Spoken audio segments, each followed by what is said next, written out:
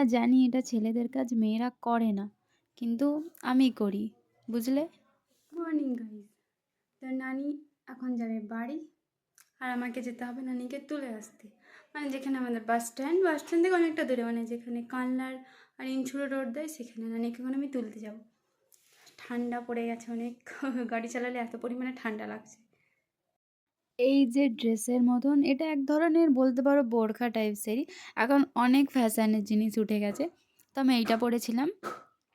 তার উপরে পরেছিলাম সোয়েটার। আর এই ওড়নাটাকে ভালো করে মাথা দিয়ে জড়িয়ে নিয়েছিলাম। আর যেহেতু ঠান্ডা, কি ভালো লাগছে না এটা পরে। আমি তো নিজেকে দেখেই ফিদা হয়ে যাচ্ছি। কি কিউট দেখতে লাগছিলাম আমি। তো তারপরে আমি বারান্দায় বেরিয়ে ক্যামেরাটা রেখে একটুখানি নিজেকে আরও ভালো করে দেখছিলাম। আর নিজেকে ভালোবাসাটা সবথেকে বেশি জরুরি। অন্য কেউ বাঁচলো না বাঁচলো, আই ডোন্ট কেয়ার। তারপরে আমি আর নানি মিলে চলে গেলাম বাস স্ট্যান্ডে। মানে আমার নানিদের রোডের যে বাস যায় সেখানে, মানে এটা তেমাতা পড়ে। একটা ইনচুরের রাস্তা থাকে, একটা কানলার রাস্তা, আর একটা আমার বাড়ির লোকেশনের রাস্তা।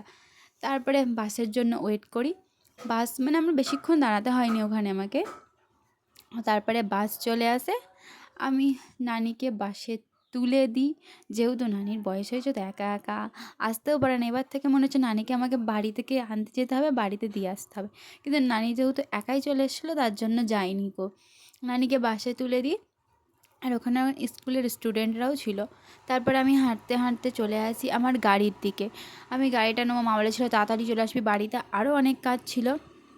তারপরে গাড়ির কাছে এসে আমি নিজের গাড়ি নিয়ে একদম সিধা বাড়ি চলে আসি।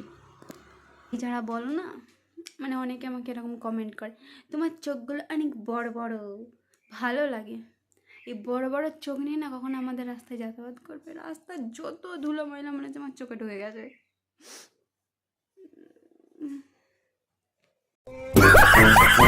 তারপরে আমি আর আমার মা, আমি জামা কাপড় সব চেঞ্জ করে বাড়িতে, মা গেটে তালা দিয়ে দিয়েছে।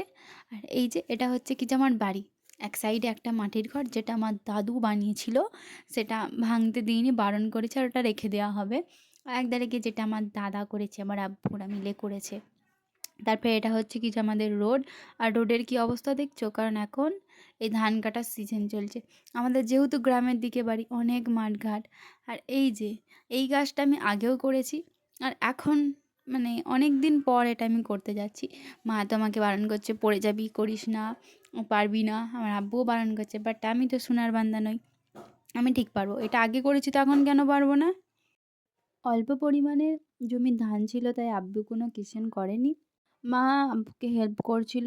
তার জন্য আমিই বা একা কেন বসে থাকবো? তার জন্য আমিও একটু হেল্প করছিলাম।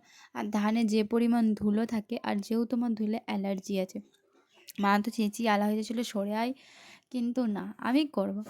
আমরা সাধারণ ফ্যামিলির মেয়ে, এই সব কাজ তো আমাদের ঘরে করতেই হয় না। আর সবথেকে বড় কথা, আমরা চাষি ঘরের মেয়ে, এই চাষ না হলে কেউ খেতে পাবে না।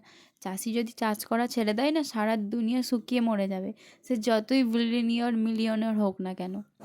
তারপরে মা আমাকে বকাঝকা করে আমি একটু সাইডে সরে চলে এলাম, কারণ প্রচণ্ড ধুলো উড়ছিল। আর ধুলোতে আমার এক ঝটকাতেই একদম সর্দি কাশি একদম লেগে যায়। এই যে এটা হচ্ছে কি যে আমাদের গ্রামের তালতলা, অনেক জায়গায় তালতলা ভাইরাল আছে।